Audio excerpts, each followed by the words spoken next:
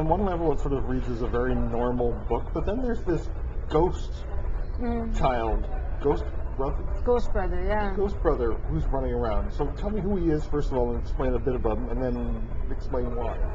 But the ghost brother is the narrator's uncle, the narrator's mother, who's the one who marries into an upper-class Jewish family and thinks she's going to escape her past and her own destiny.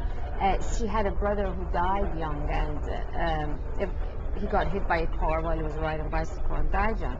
And but he's not aware that he died, and he keeps reappearing in these people's lives, and it's as if he wants something. Nobody knows what he wants, and he's there. But the mother, after a while, starts to realize that he's being haunted by this brother again because there's something that she hasn't delivered to the brother.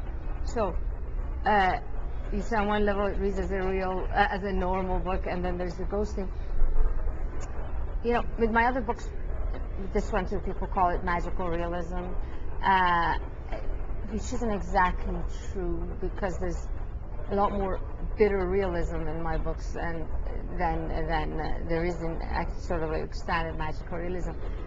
But what happens in this and what happens in the other books, the sort of magical realism parts, this is the way we spoke. This is the way the division between reality, you know, facts and imagination or lore and legends and stuff. That division is not as sharp and as marked over there as it is in the West. And so my mother, for instance, had a sister who died at age 14 because of typhoid fever.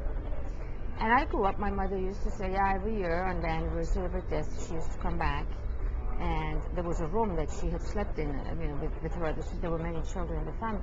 There was this room that she had slept in, and she'd come back and she'd fly in through the window, and there'd be this white butterfly, and that's how we knew that she's there. And she'd stay in that room the whole day, and she'd leave at the end of the day, and nobody would see this butterfly until the following year, again on the anniversary of her death. And she came back because she wasn't finished with this life, right? Well, same thing with the ghost brother. Now, what happens with the ghost brother is that it turns out that what he wants is for his story to be told. So at the end of the book, the narrator says, what is a life after all, if not a story that we leave behind? And there's a reason why he died. I don't want to give it away. And the family has kept that reason a secret. And he keeps coming back because he wants the story to be told. He wants the secret to be revealed. Which is something else that happens in traditional societies. Everybody knows everybody else's lives and stories and business, and yet we're constantly trying to protect our secrets. It's very strange. I mean, you spend so much time keeping these secrets that everybody knows anyway, right? And this is what happens in the book. So the book I'm working on now actually it's all about that. It's all about these secrets that we protect, and how in our consciousness this division between, you know, fact and fiction is not as marked as it is in the Western mind. The little girl's father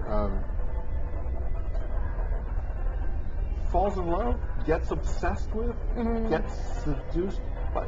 How do you describe Niyaz? Niyaz in Farsi actually means need. Yeah. It's a name, though. I mean, it is a real name, but it means need. He gets, well, he's not a person who's capable of great emotion, so I think he becomes enslaved by his need. He becomes trapped, not by her. She doesn't trap him. He becomes trapped by his longing for this woman. It's kind of an echo of what happens to Bahar, to his wife, how she becomes trapped by her longing, by her ambitions for a better life. And so she marries this man and doesn't see the writing on the wall about what is going to happen. He's not about to let her go to school and let her become a teacher or anything else. That's, you know, she wants to have an identity of her own, separate from her husband's, which you would think is kind of taken for granted in some societies, but it's not over there. And once she marries him, she's trapped by this sort of golden cage that she can't leave, because the alternative to this golden cage is something even worse. To be divorced is a great stigma over there, and then to be divorced would mean for her that she'd have to go back to her old life on Cyrus Street, because she doesn't want to do that. And the same thing, so Omid, the husband traps the wife, or the wife is trapped by the dreams that she thinks the husband is going to deliver. And he, in turn, is trapped by Niyaz, by this woman, because he sees in her all of these qualities that obsess him, her beauty and her independence and her aloofness and all of that.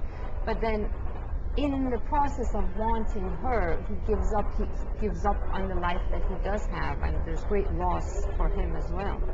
Nice book. Nicely done. Oh, thank you so much. You have great questions, actually. The book is Caspian Rain. I'm speaking with the novelist Gina B. Nahai. Yeah. And Caspian Rain is published by McAdam and Cage, distributed in Canada by Random House.